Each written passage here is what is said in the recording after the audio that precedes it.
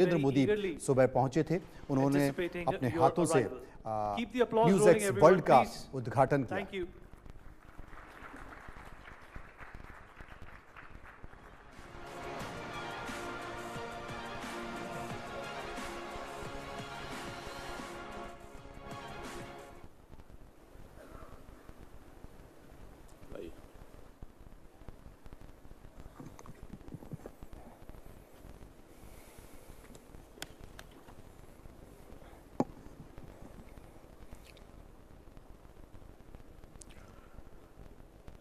Distinguished ladies and gentleman, आप सब साथियों का आज के इस कार्यक्रम में बहुत बहुत अभिनंदन।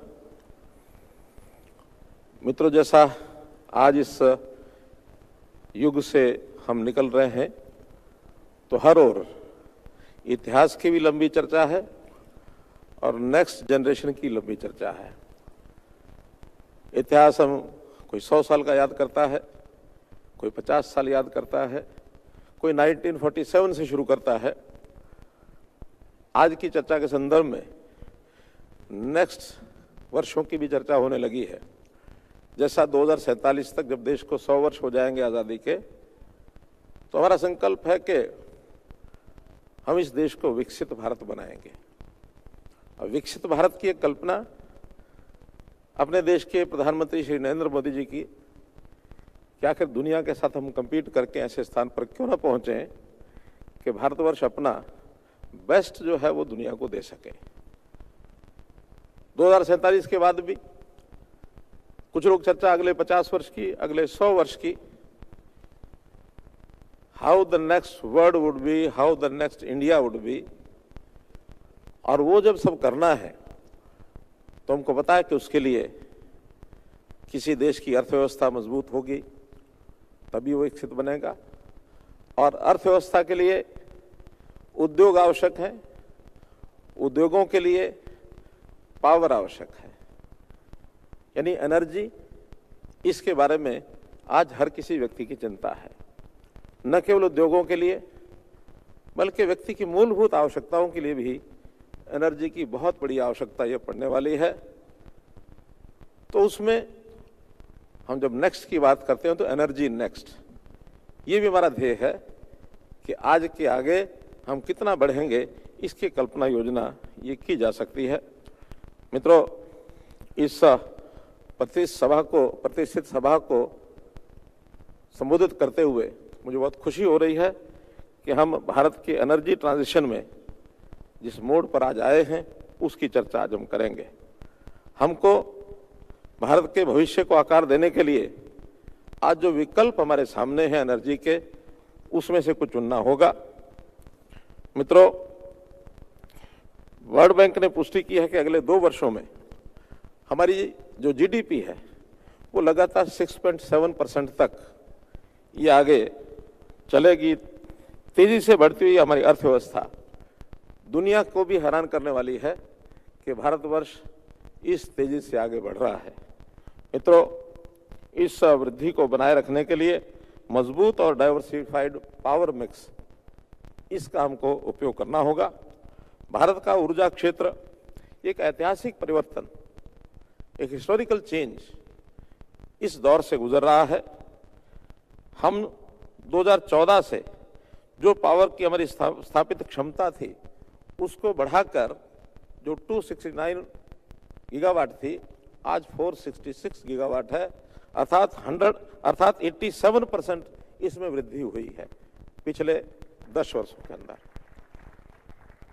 इसी में यदि 2030 तक का अनुमान लगाते हैं तो 466 की जगह 777 गीगावाट ये हमारी एनर्जी हो जाएगी, जो अपने आप में एक रिकॉर्ड है। हमारी यात्रा जो सस्टेनेबिलिटी की है, इसमें नॉन फॉसिल पावर, इसका अपना एक इतिहास, अपनी कहानी है। 2014 में मात्र 2.6 गीगावाट ये नॉन फॉसिल पावर RE ये अपने इसकी क्षमता थी, जो आज 2025 में 100 गीगावाट की क्षमता हो चुकी है, अर्थात 38 टाइम्स वी हैव जंप्ड। तो RE यानी नॉन फॉसिल पावर 38 गुना ये हमारी बढ़ी है और न केवल यहाँ तक, बल्कि आने वाले 5 वर्षों में 2030 तक हमने जो तय किया है कि आरी जो है 500 गीगावाट 5 मोर टाइम्स ये हमारी बढ़ेगी, तो 500 गीगावाट का एक रिकॉर्ड ये हम करने वाले हैं। ये बदलाव केवल संस्थाओं तक सीमित नहीं है, बल्कि भारत का जो आर्थिक सुरक्षा है उसको भी ये सुनिश्चित करने वाला है। मित्रों,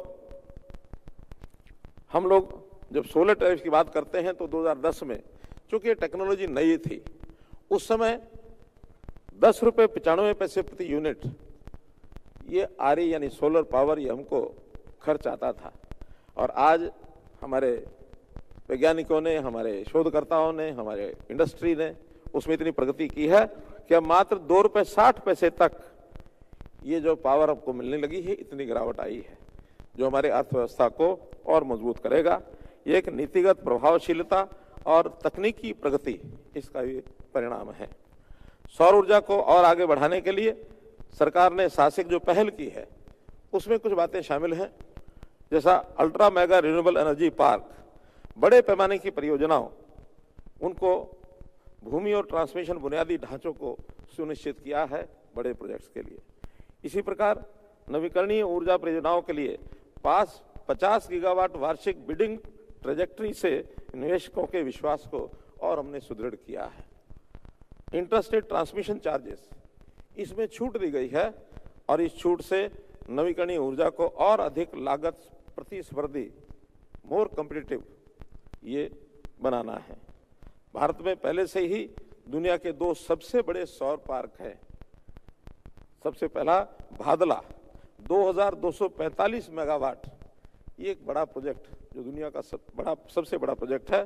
और इसी प्रकार पावगढ़ा, ये भी 2000 मेगावाट का है। और कई मेगा परियोजनाएं अभी विकास के क्रम में आगे हैं, बहुत जल्दी वो आपको मिलेंगी। बजट की घोषणाएं, माननीय प्रधानमंत्री जी की यूनाइटेड स्टेट्स ऑफ अमेरिका की यात्रा, इसके बाद प्रत्येक व्यक्ति अब परमाणु ऊर्जा की भी बात करने लगा है, न्यूक्लियर पावर। तो इस न्यूक्लियर पावर के विस्तार में भी हमारी जो योजनाएं हैं उसकी भी जानकारी आपको देना चाहूँगा। परमाणु ऊर्जा हमारी बेस लोड पावर का एक महत्वपूर्ण हिस्सा ये बनने के लिए तैयार है। वर्तमान हमारी न्यूक्लियर पावर की कैपेसिटी 8.2 गीगावाट है और हमारी महत्वाकांक्षा है कि 2047 तक हम इसको 100 गीगावाट तक ये पहुंचा सकें।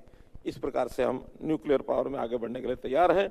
इसके लिए स्मॉल मॉड्यूलर रिएक्टर्स, हाल ही में इसका जो प्रयास किया गया है, जिसके माध्यम से हमारी न्यूक्लियर पावर आगे बढ़ेगी, तो ये एक परिवर्तनकारी ये जो कदम है इसके बारे में भी आपको जानकारी दे रहा हूँ। उनके स्केलेबल डिज़ाइन और कॉस्ट इफेक्टिवनेस और फ्लेक्सिबिलिटी, उन्हें ग्रिड और ऑफ ग्रिड प्रयोगों दोनों के लिए हमें SMRs के लिए ये हम आदर्श मानते हैं। सरकार ने SMRs में अनुसंधान और विकास के लिए इस बार बजट में 20,000 करोड़ रुपया ये आवंटित किया है। 2033 तक 5 स्वदेशी SMR इसको चालू करने की योजना है, जो अपने आप में बड़ा कदम है। एक आधुनिक विद्युत क्षेत्र को उत्पादन से आगे बढ़कर विद्युत वितरण को भी सुचारू करना पड़ेगा, डिस्ट्रीब्यूशन ऑफ पावर। ये भी एक बहुत बड़ा चैलेंज है, क्योंकि पावर उपयोग करना, लेकिन देश के कोने कोने में, चाहे उद्योग हो, चाहे उसमें हमारी डोमेस्टिक सप्लाई हो, एग्रीकल्चर सप्लाई हो, तो वितरण जब तक ठीक उसका प्रभावी ढंग नहीं होगा तो भी हम अपने लक्ष्य को प्राप्त नहीं कर पाएंगे।